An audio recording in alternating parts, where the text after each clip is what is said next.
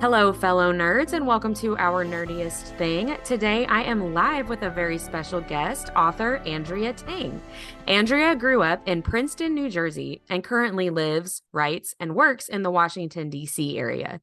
She loves martial arts in general and Brazilian jiu-jitsu in particular, and in her spare time enjoys learning new sports and checking out live theater. Andrea is the author of Rebelwing and its companion novel, Renegade Flight, as well as the upcoming The Kingdom of Without. Welcome to the podcast, Andrea. Thank you so much for being here. Thank you so much for having me. This is super exciting. So, I need to ask, live theater, do you do plays, musicals, all of the above? What do you prefer to watch live? All of the above. Musicals have a special place in my heart because I did grow up in New Jersey, which is like specifically the part of New Jersey that's like an hour outside of New York. So I Yeah, grew up watching a lot of classic Broadway. that's awesome. Because my parents are also fans. But yeah, I also do like straight plays. I was in like Shakespeare performance troupe when I was an undergrad. So I've always Oh, just been like awesome. a big general theater nerd. Wow, Shakespeare troupe. That is like intense theater. Yeah, yeah. Shout out to the Bryn Mawr Shakespeare Performance Troupe. It was a good time. It was a good time. That's, do you remember your which musical was your first on Broadway show? Phantom of the Opera, actually. Mine too. Yeah, I remember being terrified because I think I was probably like six at the time at most. So like all of the very like typical Andrew Lloyd Webber like special effects Yeah. with like the spooky, scary gothic elements of that show were like very scary to 6-year-old me. And then when I saw it like years and years later as like an adult when I was living in England, like on the West End, we got cheap tickets. A friend of mine who was also a student and I was like, oh, this is very different from the experience that my like child brain recalls. It Yeah, is it's not what I totally less remember. terrifying. That's so cool. Yeah, that's a really, really cool show to see on Broadway, but not maybe not when you're six. Maybe I not. feel that. Maybe not. So tell me a little bit about how you decided or realized that you wanted to become an author. How did you make that happen for yourself? I mean, I think like a lot of authors who like make writing into their career, they essentially take like their favorite childhood hobby and we just learn to professionalize it at a certain point. So like for me, for example, like I grew up as like a big nerd who just like carried a book everywhere I went. Like I got in trouble all the time because like it was okay when I was like a little kid to always have like a book with me at like my parents' like adult engagements at Yeah. like restaurants with their friends or like parties at other people's houses or whatever. But like as I got a little older, they were like, Andrea, can you please like not be reading Tamara Pierce novels while we're at like a formal dinner party with our friends and you're supposed to be like socially engaging? Yeah. No, my husband, when we first got married, he did like a intramural rec league basketball, and I brought books with me to the games. I still like, I mean, I think like it's in my bio that I do Brazilian jiu-jitsu and I compete regularly. And like, I very rarely read at a tournament, but I'm always like convinced that I'm going to have time to. And I'm always like worried that I'll be bored and have nothing to Yeah. do while like waiting between matches. It never happens. I always end up like coaching somebody or watching someone else fight or whatever, or just being too nervous to focus on anything. But I Yeah. always end up like packing a paper bag sorry, a paperback like in my gym bag and just being like, I just need this like in the bullpen in case, Just in along with my case. water bottle and my electrolytes. Cause like, what if I'm bored? The worst thing ever. Right. No, I totally understand that. So have you always known that you wanted that writing, hobby or childhood passion to become your job? Or is that something that you realized later on? Yeah, it was definitely something that I always wanted. I was really fortunate growing up to like have had like the experience of like, oh, like the kids author who comes in to do like a school event. And I was like, Yeah. wow, there are adults with jobs who like make books. That's cool. I can do that when I'm an adult. And then when I got a little older, I did have to reconcile with the reality that like Yeah. very rarely do adults just like dive straight into writing books and doing nothing else. Usually there's like a day job involved or a really supportive spouse, the industry being what it is. So I did like do other work and I like always kind of planned out my life in a way that would accommodate working a 9 to 5 while also writing. Um so yeah, so I definitely like planned it from the start, but I tried my best to be as financially realistic as possible about it. Right. Right. Yeah, like all creative jobs, right? Any kid that wanted to do something creative, you have that realization of like, wait, I have to do something else to fund Right. to fund the creative thing that I want to do. That's a tough grow up moment. I've been there too. Exactly, exactly. It's like my friends who went on to become like dancers or like Yeah. illustrators or actors, where it's like, yes, that is a thing that you can do for a living if Yeah. you're willing to kind of put your nose to the grindstone and do the work. But like, it's going to be a tough road to walk. Yeah.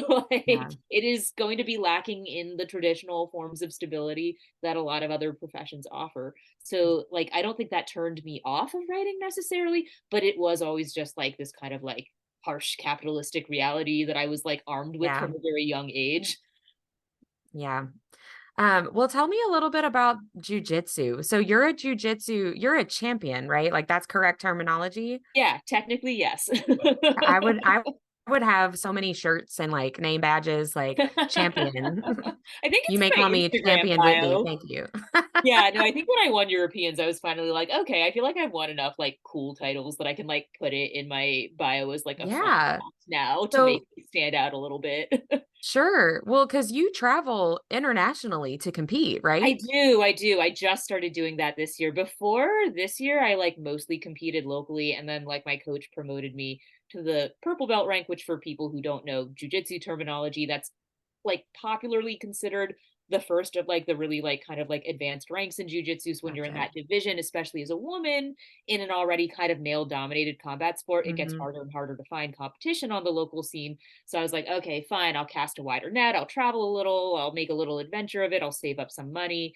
Yeah, and before I knew it, I was competing internationally. So That's amazing. So yeah. how did you get into jujitsu as a Um, hobby in general? Yeah, no, that's a good question. I was always a really big martial arts nerd. Like my uncle was like super into it, and I kind of like grew up with like karate and taekwondo and all of the Yeah. like kind of like popular traditional martial arts as a kid.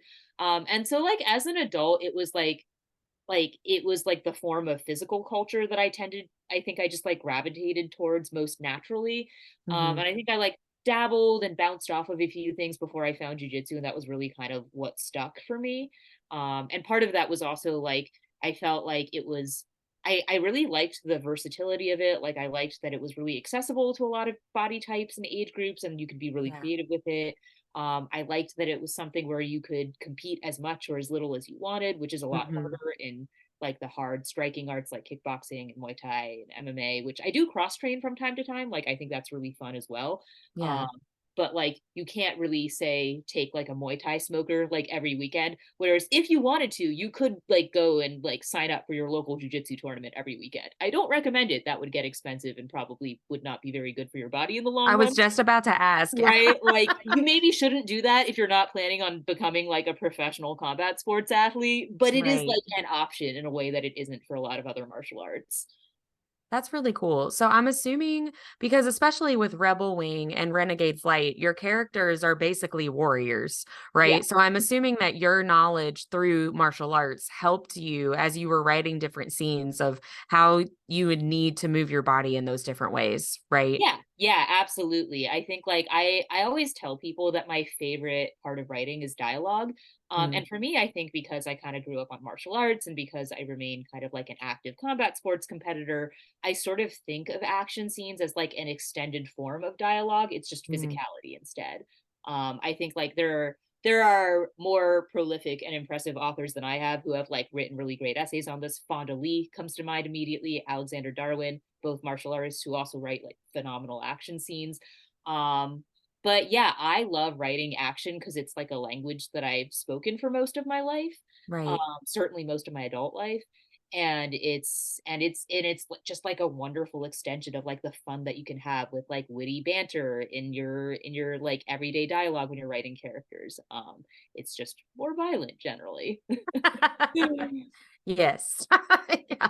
So with Rebel Wing and with Renegade Flight, those obviously, they have warriors and fighters, but they're also fighting with like basically robot dragons. Is Yes. that too crude of a way to say that, or No, is that that is how you? that was 100% my pitch. When I was querying that novel, I was like, okay, like But just imagine you could sell this to a publishing house, Mr. Agent, Miss Agent, with a giant robot dragon on the cover. Is that not great marketing? Great. Well, tell me a little bit about where that story, where that world came from, because Uh it's kind of random, It right? is. It is. It is. Yeah, so among my many like nerdy interests growing up, I was like a big anime kid. Mm, So I watched a lot of mecha anime, I watched a lot of monster anime. I was a huge Pacific Rim fan when that came out. And I was like, okay, you have like giant robots, you have giant monsters. Like, what if you made like monster robots? That would be yeah. kind of cool. Like all of the robots in Pacific Rim are really cool, but they're humanoid. Like, what if they were shaped like the kaiju and like shaped like dragons and wyverns and things? I think that would be kind of like a fun mental exercise. So that was kind of where like that seed got planted. And then because I like live in like the greater Washington, D.C. area, Mm, um, and at the time was working in like risk advisory and like heavily involved in like international affairs adjacent work, I was like, oh, okay, mm, so take the robot dragons and insert political intrigue. Boom, we have right. a plot now. All right, let's roll. Yeah. Well, did you feel a lot of pressure just like from within yourself to do a lot of kind of like mechanical research, or did you feel free to not worry about real mechanics and just go with your own world that you were creating? Definitely the latter, mostly because I am not smart enough to intelligently research actual engineering. And I I say feel this like I would very, feel like that too, you know? yeah, like, and I say this like my father is a physicist at the Princeton Plasma Physics Lab. Some of my best friends have gone to schools like MIT. Shout out to Catherine Redfield, who was one of my early readers, Catherine and a Redfield. brilliant computer scientist. Yeah. Um, like, and so I was like, I love and admire these people. I'm not as smart as they are. I'm not Yeah. going to be able to write this the way they would. So Yeah. I kind of like I treated it almost like science fantasy. Like there's a Sure. little nod, I think, to like the tech in there, but for the most part, it's almost like contemporary fantasy with a science aesthetic. Hmm. Um, Again, in much the way that a lot of mecha anime is, in the way that I would argue Pacific Rim definitely was. Thanks, Guillermo del Toro, for that. Loved it. A plus. But yeah, no, what was hilarious though was like my father, who like very earnestly supports me as an adult, even though like I did not tragically did not walk in his footsteps as a brilliant Yeah. scientist, because alas, I bad at math and almost flunked chem in high school. uh but he was like, no, I want to read your book, I want to like support you and like what you're doing. So like he read it and I was like, he's gonna have so many notes on the side. Like Right. this Like is this is a man who like took me to see, I think, like the second Tobey Maguire like Spider-Man movie, Spider-Man. Yeah. Yeah. and like complained the entire time that like Doc Ock was wrong about fusion. And I was like, okay, like whatever. It's a Marvel movie. Like, calm down, Dad. Right. So I was like, oh, he's definitely gonna have notes on my robot dragons. But he was like shockingly chill about it. He was like, you actually got like a surprising amount right about AI. I love that. Mechanics. He was like, no, you aren't that far off. And I was like, I feel like you are just trying to be nice because it's published and in print now and I can't actually fix anything. But I appreciate that. Thanks, Dad. Yeah, if I can't fix it in 5 minutes, don't tell me. Right, Right. right. But yeah, he was very kind in his scientific reading of my Robot Dragon book. Oh, I love that. I Yeah. read Renegade Flight and really enjoyed it a lot, which that's the thing Oh, I that's love so about nice. Thank fantasy. you. Yeah. Fantasy as a genre in general, I feel like a lot of people, whether you like fantasy or not, you can read a description for a book and be like, I don't know about this. But if you know that you've read any kind of fantasy and liked it, then you're probably going to like this kind too. You know what I mean? Absolutely. I Yeah. really enjoyed it a lot. So you have the Kingdom of Without that's Mhm. coming up soon. Yeah. When does that come out? Literally, check my math, 2 days from now. We're chatting right Oh, now on Sunday, November 26th. It's out on the 28th. so So it'll be live by the time this yeah, it should be releases. on Awesome. shelves by the time this episode airs. So that's exciting. So is this part of the Rebelwing world? Is this completely different? It is completely different. I will make an argument that like you could actually write pretty realistic crossover fan fiction between the Rebelwing world and the like Kingdom of Without, but technically it does take place in two entirely separate universes. um at least by necessity, because one is published by Penguin, one is published by Simon and Schuster. In my head, as the author, Yeah. I'm like, I think this could take place in the same cyberpunk dystopian future. But that is up to creative interpretation. Yeah. Well, the challenge has been leveled by the author here. So Right. we expect fan fiction now. Oh, Everybody yes, please send it our do. way. Absolutely. So does the Kingdom of Without, does that have some of the same themes of artificial intelligence or, warrior characters, or are the themes completely different as well? It does. I think it has a lot of similarities, especially to Rebelwing, which was, I think, like between Rebelwing and Renegade Flight. I think Rebelwing like leaned way harder into like a lot of the like political conspiracy stuff. Like Renegade Flight did Mm, as yeah. well, but it was like much meatier in Rebelwing. Renegade Flight had a bit more of like school story and like other stuff Right. going on. Whereas Kingdom of Without, it doesn't have the giant robots and monsters, but it is like fundamentally like a part of like the cyberpunk genre. So it's going to have those elements of this kind of like grimy, semi-dystopian, future-ish world. Oh, okay, What's cool. fun about Kingdom of Without is that it also technically takes place off the presupposition of an alternate history. So it's like in a version of Mm. Beijing that exists because like 100 years ago, um, this man who Renshkai, who originally declared himself emperor and historically did not actually remain emperor and did not go on to have like this long lasting dynasty. In this world, he did. So we have this like Mm. almost high fantasy esque imperial court mixed in with like the kind of cyberpunk aesthetic, which is really fun and I think kind of unique to the world building of Kingdom of Without. But like you asked thematically whether it's similar to Rebelwing and Renegade Flight, and I would say yes, because it is still, at the end of the day, it is still like a very politically charged story. It Sure. is very much about revolution and social upheaval and change and like social justice and economic justice in particular. Hmm.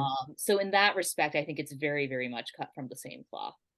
Awesome. So you were talking about this book at Imaginarium, I think, because I remember the cyberpunk Yeah, I description. was. I Okay, was. it's coming Good back to me. memory. Well done. It's coming back to me now. Right. Well, awesome. And that will be live by the time this airs. So everybody needs to go find Kingdom of Without Yes, please and do. read it. Give positive reviews and tag Andrea. Yes. Yes. Thank Uh, you. So we're going to go into a couple of different speed rounds. So first is going to be the nerdy and dirty speed round, where I'm just going to Okay. give you a prompt and you just share the first thing that pops into your head. Okay. All right. Are you ready? Yes. I What like my kind? heart rate just like skyrocketed a little bit. All Yeah. the pressure.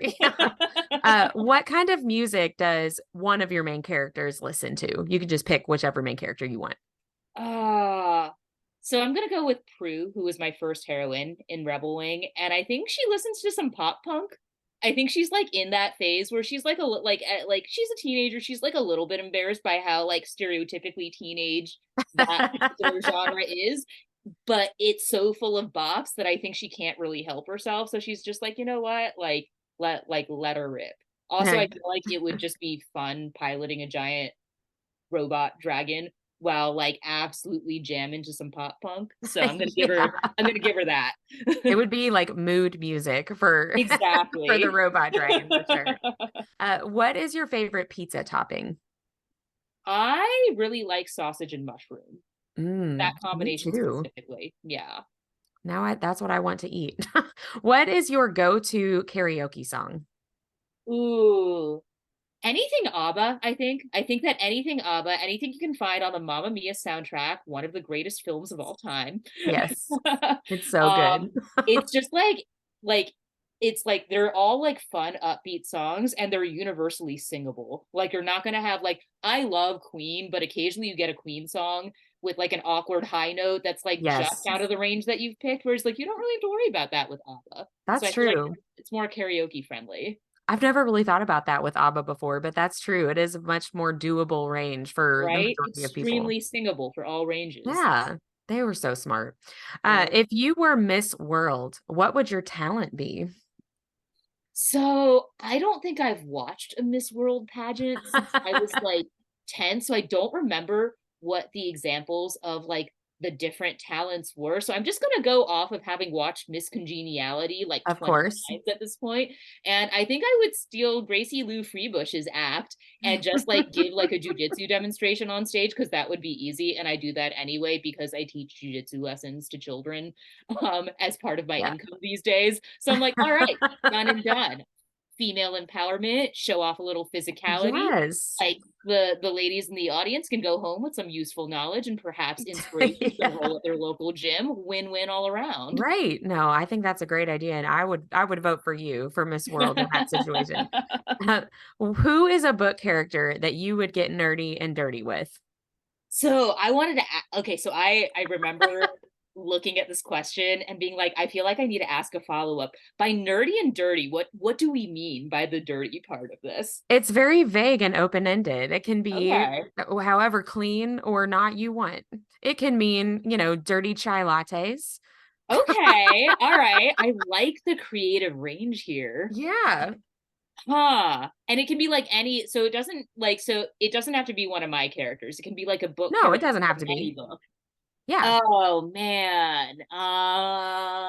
That does make it harder to answer though. That does When make you it have that harder many to answer because choices. that like that yeah, that does like really spoil me for choice.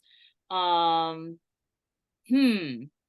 I think I'm gonna throw it back to like my good old Tamara Pierce days and say like Numair from the Tortal novels, the like tall, dark, and like slightly Mm. broody like mage nerd man.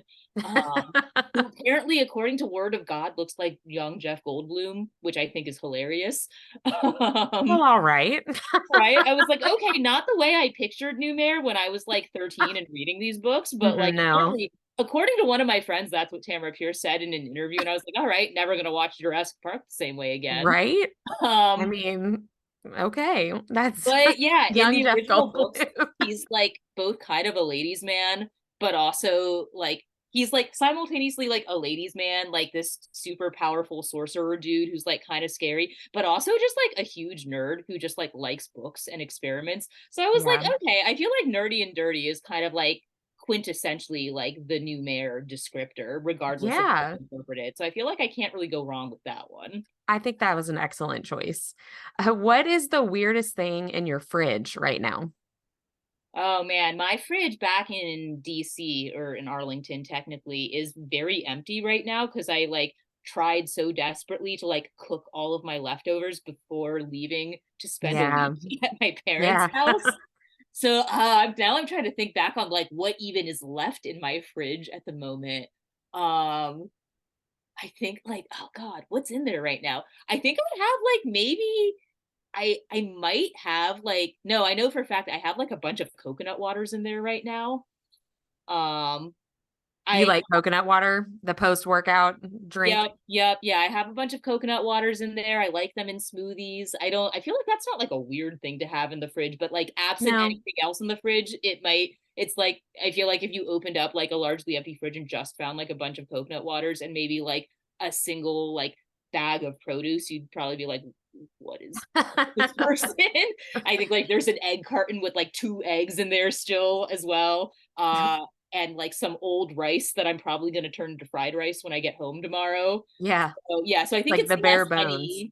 less any single item and more just like I think the collective of like this weird mismatch, like kind of like mismatched collection of food items at home. Oh wait, I thought of a better answer.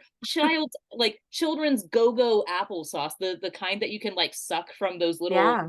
snack packs. I've started buying those religiously because they actually are like a really handy snack during the day when you just need Yeah. like a quick burst of energy. But like and like one of my friends got me turned on to it when we were traveling for a tournament together. But then, and I was like, this is great because she gave me a bunch of hers. I was like, I'm going to start buying them on my own. But then when I went to buy them off of Amazon and I looked at the reviews, all of them were like, this is a great product. My child loves it. My six Yeah. year old like eats these like constantly. And I was like, it's me. I am the 6 year old. I own it. All right. Like, So that's my answer. The like 6 year old child's applesauce go-go pack thing. yeah, my 4-year-old does like those a lot. There you go. Your 4 year old and I have something in common. Yeah, good snack taste is what Yeah. that is. Right. Who is a celebrity crush that you have that other people just don't get? This one is tough. I feel like most of my celebrity crushes are like pretty mainstream for the most part, Mm, because I like my Oscar Isaac, my Henry yes. Golding. I have Yes. like very, very predictable taste for the most part. I feel like if I really wanted to dive into like weird celebrity crushes, I'd have to think of like kind of obscure ones. Like I'm Yeah. sure there's somebody I could think of from like the jiu-jitsu or like MMA world that like people would be like less likely to know about. Hmm. Um, who would be like a celebrity within that world. Um, but Yeah. like maybe not so much in like the mainstream world. Now I'm trying to think of who that would even be. Oh god, and also like the last thing I need is for me to like say a name and have it like get back to this person as well. They're basically colleagues, right? Right, yeah, like that's the thing, because like the MMA world is like not that large. Well, let me ask Hmm. you this. Pedro Pascal, hot or not Yes. hot? Would Hot? be, I mean, not at the top of my list, but like if I were like swiping on a dating app and like I came across him or he like took an interest in me, I'd be like, all right, I'll have a coffee with you. Like, you seem Yeah. like you'd be a fun time. I feel like he's a controversy. Like he's one of my celebrity crushes, and Mhm. Deb and Mindy like do not get it. They're like he looks like he needs a shower. They don't get it at all. But Yeah, but I see the appeal though. Like, yeah, he's not exactly my type, but I do see why people like him. And I think a lot of it is just like the Riz. Like, he's got that swagger to him. yep. And the voice too. It's a good voice. It is a good voice. Would you prefer a small town romance or an action-packed thriller? Hmm. See, my brain, which loves genre bending, wants to combine these two things. I'm like, why not an action packed small town romance? Let's make it happen. Sure. But yeah, at the moment, I will say action, just because of the reasons I cited earlier, where I'm like, I love writing Sure. action, I love watching action. I've seen all the John Wick movies, like it's very, very much my jam. But this is Yeah, not to diss small town romances. I feel like a lot of people think you have to be like one or the other, and I'm like, no, I can really dig like a quiet romance plot as well. I can too. Yeah. I have to be in the mood for it though. For sure. So, would you go on a UFO if you were invited? I think maybe not, because I tend to be pretty risk averse, and I'm just like, you know, if this something goes wrong aboard this, like I already like was kind of freaked out by that story about the submarine that went looking for the Titanic. I would not Oh have my gone on that gosh. submarine. And I'm like, if I'm Yeah. afraid of like going on a thing that's like that is still like strictly tethered to the earth, I don't think that I necessarily have the chutzpah to get on board a thing that is going into literal outer space. So Yeah. Yeah. that is my sad reality, unfortunately. I'm the same way. So, I think that's smart, not sad. I'm the exact same Thank you way. for validating me. Yeah. We've seen all those Lifetime movies, so we know what Right, choices need to be made, right? right. What was your favorite childhood book? Wrinkle in Time, I think. Oh, that's a really good one. Yeah, Wrinkle in Time was really the book that was like my gateway drug to both science fiction and fantasy, I would argue, because it's a little bit of both. And it Yeah. just like stuck under my skin and really got my heart, and just love Madeline L'Engle. Yeah, I just read the graphic novel version of A Wrinkle in Time with my Wonderful. 9-year-old. Oh, So, and perfect. he was equal parts. I really like this, but it's also really weird. So, I mean, that is the correct response to have to Madeline yeah, L'Engle. exactly. I was like, no, that's kind of how everybody feels about it. Yep, yep, yep. And we love her for it. Yeah. What is your favorite board game? I'm not a board game person. I don't really like board games in general. I think this stems from like a period in my life when I was like helping to run war games for like a think tank type operation in DC, which Yeah, made yeah, games in general very stressful to me because I had turned it into labor. Um, sure. Yeah. but if I had to pick, I'm gonna go with Clue, just because I Ooh, really like the yeah. movie Clue. Yeah, So I was just my brain immediately went to the movie and not to the game when you said that. right, That's yeah. funny. But I was just like, I feel like I don't think I've ever actually played the game, but I'm going to assume that I would enjoy it on principle because of the movie. Right. Yeah. Just gonna go on Just faith here. Yeah, just do all the movie quotes while you play the board game and it'll There be you great. go. And then last in the nerdy and dirty section, what is a guilty pleasure you have that you don't normally share with other people? Oh man, there are so many of them. Are not all writers just secret like goblin hole people? Like deep down, like who among us does not have like weird habits that we would rather not share, that we are then made to share on publicly aired interviews? Sure. um, Just, positive peer pressure over here. yeah, guilty pleasures that I don't normally share with people. Probably watching like the truly like really bad Netflix shows like at weird hours of the night, like typically when I'm on deadline for a book that I'm like Right. stuck on and I'm kind of just like, all right, I'm just gonna like have a snack and put on this show that I know has objectively bad writing, but has just like employed just enough tropes and tricks of the trade that I now Yep. recognize as craft tools, To suck you in. right? And I know what they're doing, but I know it's going to work anyway, especially if the cast is hot enough.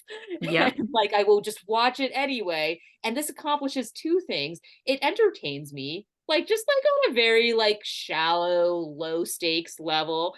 And number two, maybe a little egotistical, but it gives me that little confidence boost where I'm like, okay, well, if this got to air on like, on a major television streaming platform, surely what I'm writing can't be that bad. Like, it might Yeah. not be great, but like, Right. look at where the bar is, If they can do it, anyone right? can, And right? not only did they make it onto a major streaming platform, I, a person who probably should know better, is actively enjoying it despite myself. So, That's great. So now I'm going to ask you three tough questions, is what we call this section. And these are really questions about your writing, mhm, maybe more your writing process than anything else. So the sure. first one is, do you relate to any of your main characters, or do you write characters that are opposite of you? I think that I relate a little bit to every character that I write, good, bad, major, minor. If they have like any kind of presence on the page and we get into their internal life at all, I think there's got to be some point on which I kind of get them. Hmm. Um and yeah, and I feel like it's like, oh god, I forgot. I wish I remembered whose quote this was, but I think there's like a weird literary quote about writers where somebody said something like writers aren't really people, they're a lot of people pretending to be one person. And Oh, like I think yeah. I heard that as a teenager and I was like, yeah, that tracks. Like I kind of get that. Yeah. So yeah, no, like to answer the actual question, like yeah, I would say that I relate to all three of the heroines in the books we've discussed so far, just in very different ways. Sure. Yeah, I think you have to be able to relate to the character that you're writing to be able to write a good character, Agreed. right? I Like, because agree. if you can't relate to them as the author, then your reader may not be able to relate to them either, Right, and then that's then exactly. then you're in a real pickle, right? Totally. So next, what are the essential characteristics of a hero that you can root for? So when you're writing your hero characters, what do you want to make sure they have as traits? I think it's hard for me to write a hero that's not at least a little bit funny. Hmm. I've written some darker stuff, especially in Kingdom of Without. And there are some like heavier elements to that plot line. There's some heavier elements even to like I think out parts of the books that I've previously written with Rebelwing and Renegade Flight. But like, Hmm. yeah, like I think like no matter how dark certain parts of the story get and how serious some of the themes are, it's really like I think it's just in my personality to want to insert a little bit of levity here and there. Sure. Yeah. Um, and so I really like a character that is capable of not taking themselves that seriously, or if they do take themselves a little too seriously, kind of the way my heroine in Renegade Flight did, for example, Hmm. there are other characters there to kind of balance her out and kind of like take the piss out a little bit. Sure. Um, Yeah. but yeah, because I think you really want that contrast in there. Yeah. I love the random when I'm reading a book, even like you're saying, even if it's heavy or tense, those moments of levity that, not necessarily like a jester character, but just Right. anytime you can throw in those random jokes and one-liners. I love to read stuff like that. For That's sure, very for sure. enjoyable for me. And then last on the tough questions, do you have a process for choosing a title for your books, or do you just have titles come to you suddenly that are like, yes, that's what it is? I mean, my process so far has been emailing my agent or actually usually my agent emailing me and being like, do you have a title for this? And me being like, no, here are like six different ideas that I came up with Yeah. off the top of my head. Do you like any of them? And she'll be like, I like maybe two of these. Here are some more. And I'm like, okay, I see what you're driving at. I will pitch some more. Let's get my editor onto this thread now. Okay, there are 20 more titles. Okay, let's keep this thread going. I think the coming up with a title email thread for Rebelwing like wound up being like 50 emails long before we Oh, eventually settled wow. on Rebelwing. So that's my process for coming up with a title. Just bring more people and more ideas into it, and Right, eventually the right. And right then one. Yeah, eventually we'll find something that all three of the people don't hate and that sure. also the like marketing slash sales department of the publishing house I'm working for will Sure. Yeah. actually approve, which is really the Mm, important part there. yeah. Well, that's what I was just about to ask is it when you have multiple people weighing in on titles, are you ever able to choose a title that you are all excited about, or is it like, yeah, that one's fine? You know what I mean? With so many different opinions. I think I've been really like fortunate with my publishing teams in that they give me a fair amount of creative freedom with stuff where so like even though like marketing or sales might be like okay the title needs to follow these like trend based constraints based on our like marketing number crunching witchcraft that I don't understand. Yeah. I can like often work within those parameters and will often come down to like two or three finalist titles and like my agent will be like I kind of like this one, my editor will be like I kind of like this one, but then they'll bring the final decision to me and be like it's ultimately up to you the author which of these like two or three that we've kind of settled on you want like Yeah. what feels right to you. So I feel like that's actually like a quite a fair compromise. Yeah. No, I love that. I love when authors get to have basically final say or at least majority say on Hmm. their own, creative work, then Right, I right. think everybody wins there, right? Totally.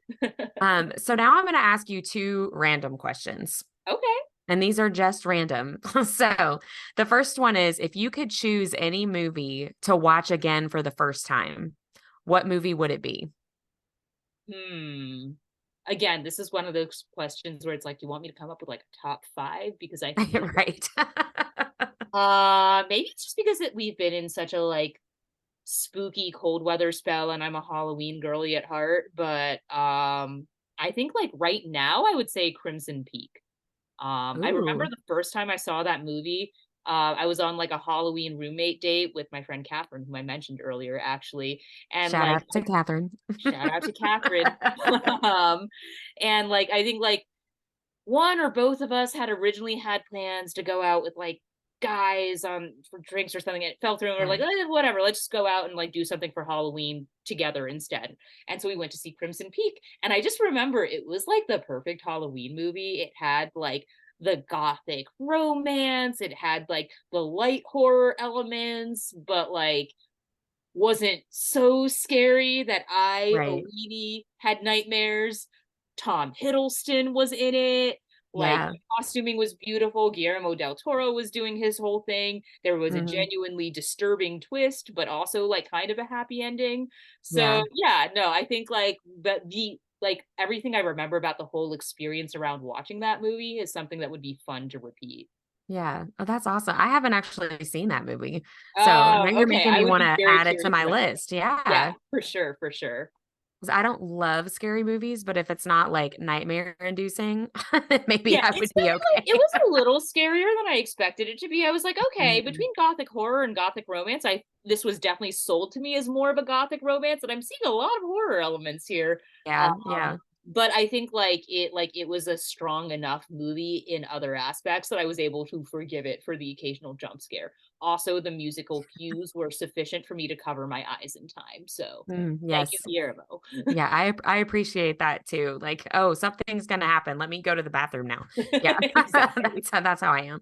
And then last random question: what is your favorite useless fact? or useless tidbit of knowledge that you have, but are like, what am I going to do with this? Oh, I had lunch with my friend today who was a biology major, and she's been reading up on a bunch of nonfiction lately. And she shared with me that there is a type of cleaner fish that has evolved the ability, like, so the adult and like the juveniles in the species have Hmm. different markings. And apparently, over time, this specific species of cleaner fish has evolved the ability to just change those markings randomly at will. Because apparently, adult fish in the species are like likelier to get attacked, but also likelier to like bond with like the other fish that it's supposed to be cleaning for. So I guess it's easier for adults to get jobs in the aquatic Hmm. world, much like ours. But if you like put on juvenile, like if you appear as a juvenile in the species, you're less likely to like get eaten by other predators or attacked by other That's members of the interesting. species. And so, like, yeah, so apparently they haven't always been able to do this, but like in recent strains of the species, they've like just like evolved to like be able to like flip back and forth between Huh. appearing to be very young and like a fully mature adult, a thing that I often wish that humans could do. I know, I Since was just thinking that would be kind of nice because I So still yeah, I have sometimes, no idea what I'm going to do with that, but I was like, that's actually really interesting. Thank you for telling me yeah, that, Diana. in my head, sometimes I'm still like 21, and then I'm like, no, I'm almost 40. Yep. So Yeah. No, maybe if I could sometimes. turn back time, that would be great. Yeah, Well, I mean, cool. I've hit my 30s and I still get seated at the kids' table for Thanksgiving. So, Yeah, I totally get that. So you've got the Kingdom of Without coming out in a couple of days. Do you have plans for what you're going to be working on next? Are you already working on a new project? yes, so I actually, because of the way the deadlines for my various project contracts shook out, I actually have another novel with Penguin that is also out shortly. Oh, It's called awesome. These Deadly Prophecies. It is a contemporary fantasy slash murder mystery. Speaking of Ooh, and it will be out this February. So it will be coming hot on the heels of Kingdom of Without. So definitely something to keep an eye out for. awesome. And what's the title of that one again? These Deadly Prophecies. These Deadly Prophecies. Okay, yeah, I'll have to mark my calendar for that one. That sounds All right.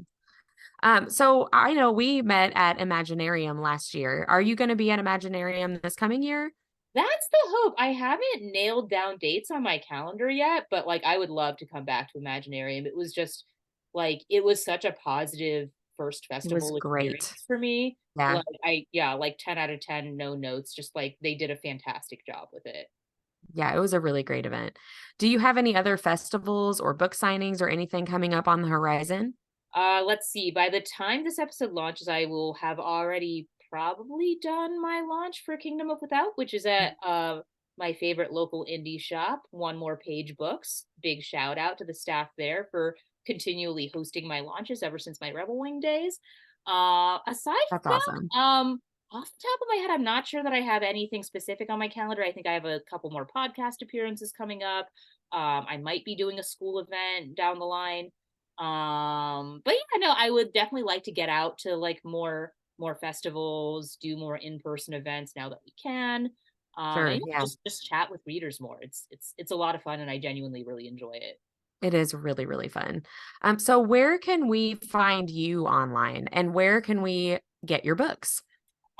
Great question. So, of my social media handles, I am probably most active on Instagram. You Mm. can find me at A Tang Writes, ATANGWRITES. It's the same handle on Twitter as well, and all of the various kind of like not quite Twitter platforms that have sprung up in the Yeah. wake of the weird X evolution thing. Um, Yes. I haven't learned how to use them yet because I'm old. um, Yeah, I'm right there with you.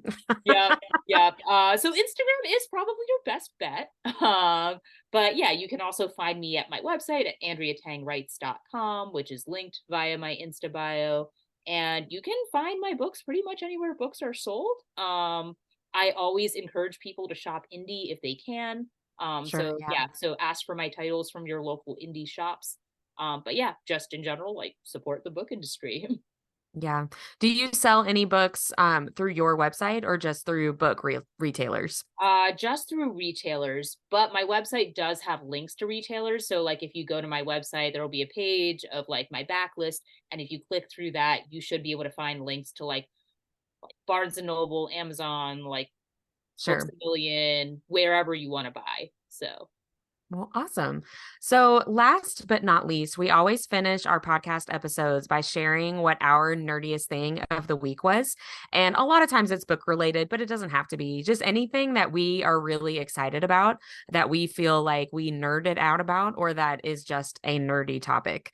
So, we would love to know what your nerdiest thing of the week would be. my nerdiest thing of the week. Oh, let's see. Hmm. My nerdiest thing of the week might actually have been that conversation with my friend I was about the just thinking fish that same this thing. afternoon. Just because literally we like sat down to have lunch and catch up and spent like half of that lunch just like talking about like fun marine biology facts that she had unearthed in her recent spare time reading while she was Right. bored. And I was like, and me just being like, oh, this is so cool having this explained to me. I would never have learned these things otherwise. I was not a biology major, but I still think it's awesome. I mean, it is cool to hear about Yeah. when animals can So do stuff like that. I think it's gonna be hard to beat out that moment. That's funny because I was thinking that exact same thing. I bet that conversation is the nerdiest thing of the week.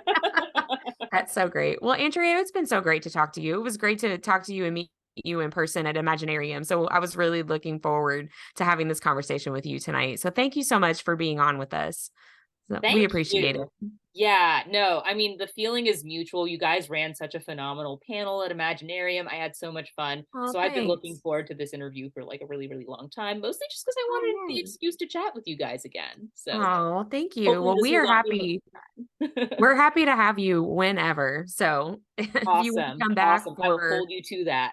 yeah, I mean, especially for the book release in February too, just Yeah. shoot me a message anytime and we'll get it set up on the calendar if you want to.